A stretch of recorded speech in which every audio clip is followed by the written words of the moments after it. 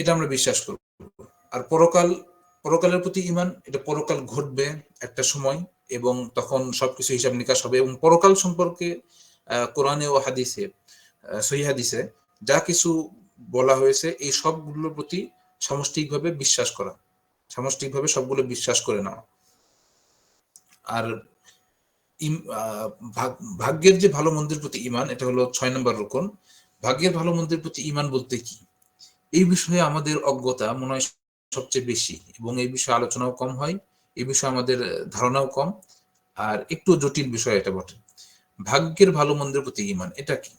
আমরা আলহামদুলিল্লাহ মানে সাধারণভাবে ভাগ্য আল্লাহ কিছু লিখে রেখেছেন ভাগ্যে, এটা আমরা বিশ্বাস করি, এইটুকু আমাদের জানা আছে।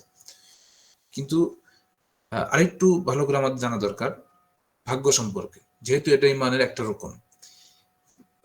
এই ভাগ্য, এটা হলো আল্লাহ রাব্বুল আলামিন আমাদেরকে সৃষ্টি করার আগেই তিনি সবকিছু জানেন, আমরা কি করব না করব সবকিছু তিনি জানেন। আমরা আজ এই সময় এই মুহূর্তে এভাবে মানে ভিডিও কলে যুক্ত হবো, এরকম দার্স আলোচনা করব, এটা আল্লাহ অনেক আগে থেকেই জানেন। প্রত্যেকটা জিনিস ঘটার আগে থেকেই জানেন, আগামীকাল কি ঘটবে সেটা তিনি আগে থেকেই জানেন। তো এই জানাটা, আল্লাহর এই জানাটা, এটা তিনি লিখে রেখেছেন, আল্লাহর এই জানাটা তিনি লিখে রেখেছেন। আর এই লিখে রেখেছেন কিন্তু অনেক আগেই, আমাদেরকে সৃষ্টি করার আগেই লিখে রেখেছেন। কিন্তু এই সৃষ্টি করার আগে লিখে রেখেছেন, সেখান থেকে তিনি যখন যেটা সংগঠিত করার ইচ্ছা করেন তখন সেটা সংগঠিত হয়। এইটুকু হলো মানে ভাগ্যের ভালো মন্দের প্রতি ঈমানের মূল বিষয়। প্রথমত আমাদেরকে এখানে বুঝতে হবে 4টা পয়েন্ট, বুঝতে হবে 4টা পয়েন্ট। ভাগ্য বুঝতে হলে 4টা পয়েন্ট বুঝতে হবে, একটু খেয়াল করুন, একটু জটিল। প্রথমে আল্লাহ সবকিছু জানেন, সবকিছু জানেন, এই আল্লাহর ব্যাপক জ্ঞান, এটা এটা হলো প্রথম পয়েন্ট। দ্বিতীয় পয়েন্ট হলো লিখে রাখা, যেটা লিখে রেখেছেন এটাই ভাগ্য। 3 নম্বর পয়েন্ট হলো আল্লাহর ইচ্ছা, তিনি যখন যেটা ইচ্ছা করেন তখন সেটা হয়। আর 4 নম্বর হলো যে সৃষ্টি করা বা সংগঠিত করা, মানে ইচ্ছা অনুযায়ী সংগঠিত করা। 4টা জিনিস। প্রথমে আল্লাহর জানা, সবকিছু জানা। দ্বিতীয়ত সবকিছু লিখে রাখা। তৃতীয়ত আল্লাহ ইচ্ছা করা। 4 নম্বর ইচ্ছা অনুযায়ী সেগুলোকে সংগঠিত করা। এই 4টা আমাদেরকে বুঝতে হবে। এই 4টাই কোরআন ও সুন্নাহ দ্বারা প্রমাণিত। এবং আলেমরা মানে কোরআন সুন্নাহয় এই তাকদীর সম্পর্কে যত মানে ভাগ্য সম্পর্কে যত কিছু আলোচনা রয়েছে সেগুলোকে গবেষণা করে এই 4টা পয়েন্ট বের করেছেন, এই 4টা স্তর বের করেছেন। এই 4টা স্তরে আমাদের ভাগ্য মানে লিখে রাখা, মানে আল্লাহর জানা থেকে শুরু করে সংগঠিত হওয়া পর্যন্ত হয়ে থাকে ধারাবাহিকভাবে। তো মানে একটা উদাহরণ দিয়ে বুঝিয়ে দিই, যেমন আজকে আমরা এই সময় যে ক্লাস করব এইভাবে, মানে আল্লাহ, এটা একটা আল্লাহর ইবাদত, দ্বীনি ইলম অর্জন করা, এই ইবাদতের মধ্যে আমরা থাকবো, এটা আল্লাহ অনেক আগে থেকেই জানতেন, জেনেছেন। প্রথমত আল্লাহ সেগুলো লিখে রেখেছেন, এরপরে আল্লাহ ইচ্ছা করেছেন সংগঠিত করার, এরপরে এখন আল্লাহ সংগঠিত করছেন, মানে আমাদেরকে এইভাবে একত্রিত হওয়ার, এইভাবে দ্বীনি ইলম অর্জন করার তৌফিক দান করছেন। এই এই পুরোটা বিশ্বাস করা, মানে এই পুরো ধারাবাহিকতা বিশ্বাস করা, এটা হলো মানে ঈমান বিল কদর, মানে ভাগ্যের ভালো মন্দের প্রতি ঈমান। তো এর মধ্যে আমাদের মানে অনেক সময় খারাপ কিছু সংগঠিত হয়, অনেক সময় ভালো কিছু সংগঠিত হয়, সেগুলো সবই আমাদের আগে থেকেই লেখা আছে। আমাদের যখন যেটা সংগঠিত হচ্ছে, ভালো হোক মন্দ হোক, সবকিছুই আল্লাহ আগেই জেনেছেন, আগেই লিখে রেখেছেন, এবং যখন সেটা সংগঠিত করার ইচ্ছা করছেন তখন সংগঠিত হচ্ছে, এরকম। এর সাথে এই মানে এটা হলো সংক্ষিপ্ত আকারে ঈমান বিল কদর। এই সম্পর্কে বিস্তারিত আলোচনা রয়েছে, এবং আলেমদের বক্তব্য, বিশেষ করে আকীদা বিশেষজ্ঞ আলেমদের বক্তব্য শুনলে এই বিষয়টা আরেকটু স্পষ্ট হবে ইনশাআল্লাহ আপনাদের কাছে। এখানে একটি বিষয় সতর্ক থাকা দরকার আমাদের। আমরা কখনো এরকম মনে করব না যে আমরা যদি কোনো পাপ করে ফেলি তাহলে মানে কখনো এটা বলা যাবে না যে এটা তো আমার ভাগ্যে লেখা ছিল, তাই আমি এই পাপ কাজ করেছি। না, আমার ভাগ্যে লেখা ছিল তা ঠিক, কিন্তু আমি এই কাজ করব এটা আল্লাহ আগে থেকে জেনেছেন, তাই লিখে রেখেছেন। এখন এই আমি যেহেতু করব, এটা আল্লাহ জেনেছেন, লিখে রেখেছেন, আমার করার কারণে আল্লাহ আমাকে পরকালে জবাবদিহি করবেন, মুআখাজা করবেন। যদি আল্লাহ মাফ করে দেন তো আলহামদুলিল্লাহ, যদি মাফ না করেন তাহলে এর জন্য শাস্তি আমাদেরকে পেতে হবে। কারণ আমরা নিজে কাজটা করতেছি, আমরা কাজটা নিজে করব, তাই আল্লাহ লিখে রেখেছেন, আগে থেকে জেনে লিখে রেখেছেন। মানে ধরুন আপনি মানে যে কোনো একজন ব্যক্তি আগামীকাল একটা অপরাধ করবে, এটা আল্লাহ আগে থেকে জেনেছেন, লিখে রেখেছেন। কিন্তু আল্লাহ কিন্তু তাকে ওই অপরাধটা করার জন্য মানে জোর জবরদস্তি করেনি, সে নিজের ইচ্ছায় অপরাধটা করতেছে। যেহেতু নিজের ইচ্ছায় অপরাধ করতেছে, সুতরাং সে তার জন্য গুনাহগার হবে, তার জন্য তাকে জবাবদিহি করা হবে, সে জবাবদিহির সম্মুখীন হবে। তো আশা করি বিষয়টা স্পষ্ট। এরপরে দেখুন ইমানের যে 6টা রুকন, এ সম্পর্কে কোরআন থেকে দলিল নিয়ে এসেছে, হাদিস থেকে দলিল আসবে সামনে। কোরআন থেকে দলিল কি? এই বাকারার একটা আয়াত, এটা লেখক এই আয়াতের মধ্যে ইমানের 5টা রুকন আছে, আর তাকদীরের যে বিষয়টা, ভাগ্যের ভালো মন্দের প্রতি ইমান, সেটা সম্পর্কে একটা আয়াত আলাদা নিয়ে এসেছেন। এই 2 আয়াতের মধ্যে ইমানের 6টা রুকনের আলোচনা হয়ে গেছে। তো আয়াতগুলোর অনুবাদ আপনারা বাংলা যেটা পিডিএফ দিয়েছি ওটা দেখে করতে পারবেন, ওদিকে আমি সময় না দিই, আমি শুধু আপনাদের মূল বিষয়গুলো বোঝানোর দিকে সময় দিচ্ছি বেশি। তো এরপরে যেটা আমাদের দ্বীনের সর্বশেষ স্তর, তা হলো ইহসান। ইহসানটা কি? ইহসানের রুকন একটাই, এবং সেটাই ইহসানের মানে সংজ্ঞা বলতে পারেন। তা হলো আপনি এমন ভাবে ইবাদত করবেন যে আপনি আল্লাহকে দেখছেন, অথবা এটুকু যদি না পারেন তাহলে অন্তত এইটুকু মনে করবেন যে আল্লাহ আপনাকে দেখছেন। এটা হলো ইহসান। ইবাদত করার সময় আপনি আল্লাহকে দেখছেন এটা মনে করা। যদি তা না পারেন, অন্তত পক্ষে আল্লাহ আপনাকে দেখছেন এইটুকু মনে করা। এখানে মানে 2টা ধাপ আছে, 2টা পর্যায় আছে। মানে আপনি যদি সবসময় এরকম মানে মনে করতে পারেন, সবসময় যদি আপনার মনের মধ্যে এরকম আসে যে আমি আল্লাহকে দেখছি, যেহেতু আল্লাহকে দেখছি, তাহলে যে কোনো ধরনের অপরাধে যুক্ত হওয়া যাবে না, কোনো ধরনের পাপে যুক্ত হওয়া যাবে না। আর এটুকু যদি না পারি, এটা হলো মানে একদম একদম সর্বোচ্চ স্তর। মানে ইহসানের মধ্যে যে 2টা ধাপ, তার মধ্যে সর্বোচ্চ মানে উপরের ধাপ এটা। এটুকু না পারলেও অন্তত পক্ষে আমরা এটুকু মনে করব, এইটুকু আমরা মাথায় রাখার চেষ্টা করব সবসময়। যদি সবসময় রাখতে পারি তাহলে তো আমরা ইহসানের স্তরে উঠে গেলাম, আলহামদুলিল্লাহ, আল্লাহ কবুল করুক আমাদের সবাইকে। কিন্তু যদি আমরা এটুকু না পারি, সবসময় মনে করার চেষ্টা করব যে আল্লাহ আমাকে দেখছেন। এটা মনে করলে আল্লাহর মানে নিষেধকৃত যে বিষয়গুলো, মানে হারাম কাজগুলো, সেগুলোতে আমরা কখনো জড়িত হব না। আর আল্লাহর যে ফরজকৃত বা ওয়াজিব যেগুলো কাজ রয়েছে, আবশ্যক আদেশ, সেগুলো আমরা বাস্তবায়ন করব যথাযথভাবে। এই ইহসানের ব্যাপারে এখানে লেখক বেশ কয়েকটা দলিল নিয়ে এসেছেন কোরআন থেকে, মানে ইহসানের ফজিলত সম্পর্কে। এখানে বলেছেন আল্লাহ তাআলার বাণী, ইন্নাল্লাহা মা'আল্লাযীনা তাকাও ওয়াল্লাযীনা হুম মুহসিনুন। আল্লাহ তাআলা তাদের সাথে রয়েছেন যারা আল্লাহ ভীরু এবং যারা মুহসিন। মানে ইহসানের স্তরে যারা উন্নীত তাদেরকে বলা হয় মুহসিন। যারা মুহসিন, আল্লাহ তাদের সাথে রয়েছেন। তাদের সাথে থাকা বলতে তাদের আল্লাহ তার সাহায্য সহযোগিতা এবং তার রহমত, তার অনুগ্রহ, দয়া, এগুলো সবসময় তাকে দিয়ে রাখবেন, এগুলোর মাধ্যমে সবসময় তার সাথে থাকবেন, এরকম। এরপর একটা আয়াত নিয়ে এসেছেন এখানে, ওয়াতাওয়াক্কাল আল আজিজুর রহিম, মানে মহাপরাক্রমশালী দয়াময় আল্লাহর প্রতি তুমি ভরসা করো, তাওয়াক্কুল করো। আল্লাযী ইয়ারাকা হিনা তাকুম, যিনি তোমাকে দেখছেন যখন তুমি দণ্ডায়মান হও, মানে রাত জেগে যখন ইবাদত করো তখন তিনি তোমাকে দেখেন। ওয়া তাকাল্লুবাকা ফিস সাজিদিন, এরপরে সালাত আদায়কারী ব্যক্তি যারা আল্লাহর জন্য সেজদা দেয়, সালাত আদায় করে, তাদের সাথে তোমার উঠা বসা, এটা আল্লাহ দেখছেন। ইন্নাহু হুয়া সামিউল আলিম, তিনি সবকিছু শুনেন, সবকিছু জানেন। তো এখানে এই যে আল্লাহ দেখছেন তোমাকে, এটা হলো ইহসান।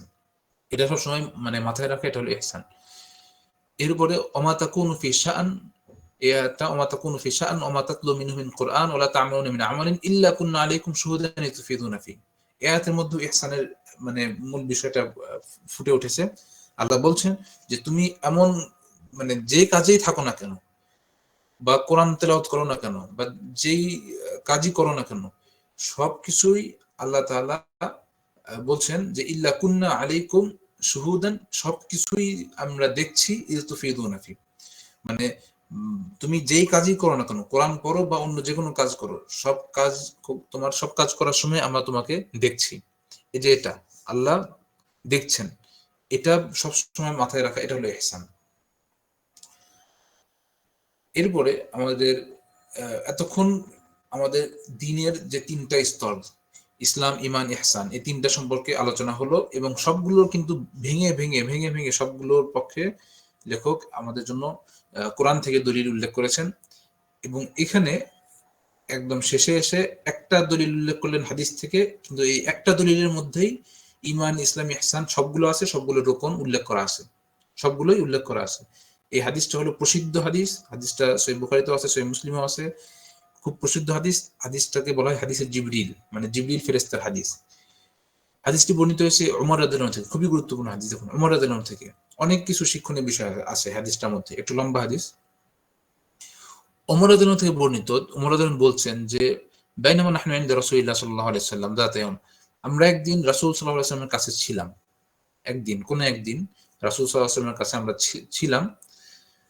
হঠাৎ করে একজন ব্যক্তি সেখানে চলে আসলো। শাদীদু বায়াদিস সিয়াব, তার কাপড় একদম ধবধবে সাদা। শাদীদু সাওয়াদিস শা'r, মাথাতে চুল একদম কুচকুচে কালো। লা ইউরা আলাইহি আথরুস সাফর ওয়া লা ইয়ারিফু মিন্না আহাদ, তার উপরে মানে বাহ্যিকভাবে মানে অনেক দূর থেকে সফর করে এসেছে এরকম কোনো চিহ্ন দেখা যাচ্ছে না, এরকম কোনো মানে কিছু বোঝা যাচ্ছে না। মানে সেই সময় দূর থেকে সফর করা, তখন ধুলাবালি লেগে থাকবে বা এরকম হবে, এরকম না। ওয়ালা ইয়ারিফু মিন্না আহাদ, মানে এখানে ওমর রাদিয়াল্লাহু আনহু একটু আশ্চর্য বোধ করছেন যে এই লোকটাকে লা ইয়ারিফু মিন্না আহাদ, আমাদের মধ্যেকার কেউ চিনে না, মানে আমরা কেউ তাকে চিনি না। যদি কাছের কেউ হইতো, আশেপাশের কোনো এলাকার হইতো, আমরা চিনতাম। আগেকার মানুষ তো চিনতো, কাছাকাছি কয়েকটা এলাকা চিনতো, কিন্তু কাছের কাছে লোকও না, মানে অপরিচিত একজন লোক, আবার দূর থেকে যে আসছে এরকমও কোনো আলামত পাওয়া যাচ্ছে না। অবাক হয়ে গেছেন ওমর রাদিয়াল্লাহু আনহু। তারপরে বলছেন যে হাত্তা জালাসা ইলা নবী সাল্লাল্লাহু আলাইহি ওয়াসাল্লাম, এমনকি তিনি নবী সাল্লাল্লাহু আলাইহি ওয়াসাল্লামের কাছে গিয়ে বসলেন, একদম কাছে গিয়ে। ফাসনাদ রুকবাতাইহি ইলা রুকবাতাইহি, তার নবী সাল্লাল্লাহু আলাইহি ওয়াসাল্লামের হাঁটুর সাথে, দুই হাঁটুর সাথে তার দুই হাঁটু একদম লাগিয়ে দিয়ে বসলেন। ওয়া ওয়াদাআ কাফাইহি আলা ফাখিদাইহি, এবং তার দুই হাতকে তার দুই উরুর উপরে রাখলেন। এখানে মানে জিবরিল ফেরেশতা তার দুই হাতকে, মানে হাতের তালুকে এখানে তার উরুর উপরে রেখেছেন। তার উরুর উপরে বলতে কার উরুর উপরে, এটা বিষয় আলেমদের মধ্যে একটু মতভেদ। মানে এখানে বলা হয়েছে তার উরু, তার বলতে কার, এটা হতে পারে রাসূল সাল্লাল্লাহু আলাইহি ওয়াসাল্লামের উরু, হতে পারে জিবরিল ফেরেশতা নিজের উরু। তো যেটাই হোক, মানে নিজের উরু হতে পারে, এটা আল্লাহু আ'লাম। এরপর দেখুন এভাবে বসলেন। এরপরে জিজ্ঞাসাবাদ শুরু। প্রথমে বললেন যে ইয়া মুহাম্মদ, জিবরিল ফেরেশতা বলছেন মানুষের রূপে, ইয়া মুহাম্মদ, হে মুহাম্মদ, আখবিরনি আনিল ইসলাম, ইসলাম সম্পর্কে আমাকে কিছু সংবাদ দাও। তখন রাসূল সাল্লাল্লাহু আলাইহি ওয়াসাল্লাম বললেন যে আল ইসলামু আন তাশহাদু আল্লা ইলাহা ইল্লাল্লাহ ওয়া আন্না মুহাম্মাদুর রাসূলুল্লাহ। এইভাবে শেষ পর্যন্ত মানে রাসূল সাল্লাল্লাহু আলাইহি ওয়াসাল্লাম জবাব দিয়ে বললেন যে ইসলাম হলো তুমি সাক্ষ্য দিবে লা ইলাহা ইল্লাল্লাহ এবং মুহাম্মাদুর রাসূলুল্লাহ, এই দুটো সাক্ষ্য দিবে, তারপর সালাত কায়েম করবে, যাকাত প্রদান করবে, রমজান মাসে সিয়াম পালন করবে, এবং যদি সাধ্য থাকে তাহলে বাইতুল্লাহ হজ করবে।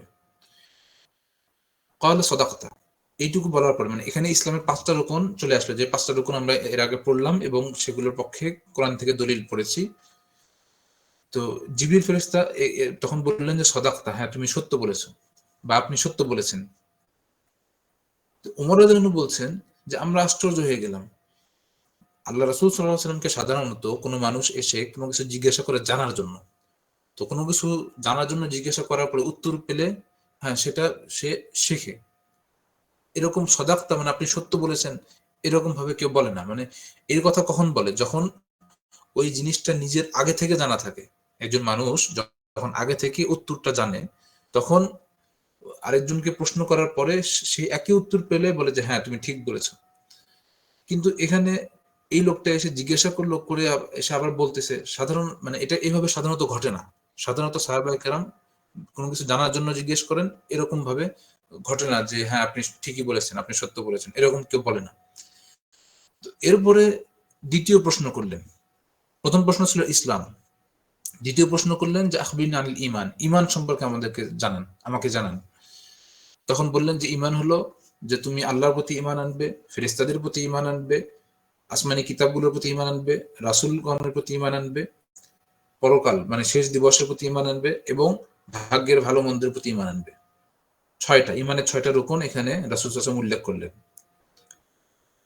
জিবরিল ফেরেশতা আবার বললেন যে সদাকতা, আপনি সত্য বলেছেন।